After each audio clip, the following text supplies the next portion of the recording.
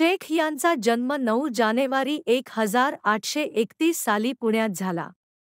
मियाँ उस्मान शेख हे त्यांचे भाऊ होते. फातिमा शेख या एक भारतीय शिक्षणतज्ज्ञ आणि समाजसुधारक होत्या. महात्मा फुले आणि सावित्रीबाई फुले यांच्या त्या सहकारी होत्या. शेख या आधुनिक भारतातील पहिल्या मुस्लिम महिला शिक्षिकांपैकी एक असून त्यांनी फुले यांच्या शाळेत दलित मुलांना शिक्षण देण्याचे काम केले. अमेरिकन शिक्षक प्रशिक्षण संस्थेत त्यांची भेट सावित्रीबाई फुलेंशी झाली. 1848 साली पुण्यात महात्मा फुले आणि सावित्रीबाई फुले यांनी मुलींची शाळा सुरू केली. या शाळेत फातिमा शेख शिक्षिका म्हणून कार्यरत होत्या. ही शाळा सुरू केल्यानंतर महात्मा फुले आणि सावित्रीबाई फुले यांना घर सोडावं लागलं होतं. त्यावेळी त्यांनी शेखच्या घरी वास्तव्य केले.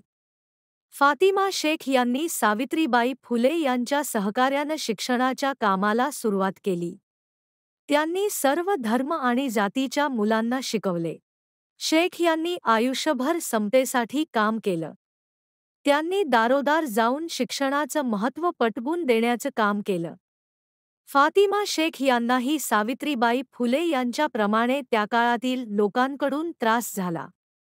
शेख यांनी सत्यशोधक समाजाच्या कामात देखील सहभागी होत्या. दीर्घकाळच्या प्रयत्नांनंतर आता कुठे सावित्रीबाईंच्या कार्याची जाणीव समाजाला झाली आहे. मात्र फातिमा शेख अजूनही विस्मृतीच्या पडद्याआडच आहेत. सावित्रीबाईंच्या अनुपस्थितीत त्यांनी सुरू केलेल्या शाळेची धुरा समर्थपणे वाहणारी स्त्री म्हणजे फातिमा शेख. फातिमा कोणी साधीसुधी महिला नव्हती. फातिमा सावित्रीबाईंची मैत्रीण आणि सहकारी होत्या. त्यांना स्वतःच अस्तित्व होतं आणि सावित्रीबाईंच्या खांद्याला खांदा लावून त्या वंचिताच्या हक्कासाठी अखेरपर्यंत लढल्या.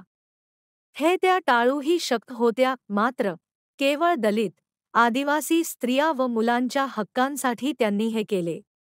पहिल्या काही भारतीय मुस्लिम स्त्री शिक्षिकांमध्ये त्यांची गणना होते. महाराष्ट्र सरकारने शेख यांच्या योगदानाची 2014 साली दखल घेतली. उर्दू शाळांमध्ये शिकविल्या जाणाऱ्या पाठ्यपुस्तकांत आता doctor APJ Abdul Kalam, sir Saeed Ahmed Khan आणि झाकीर हुसेन यांच्यासह फातिमा यांच्या कार्याच्या संक्षिप्त माहितीचा समावेश आहे.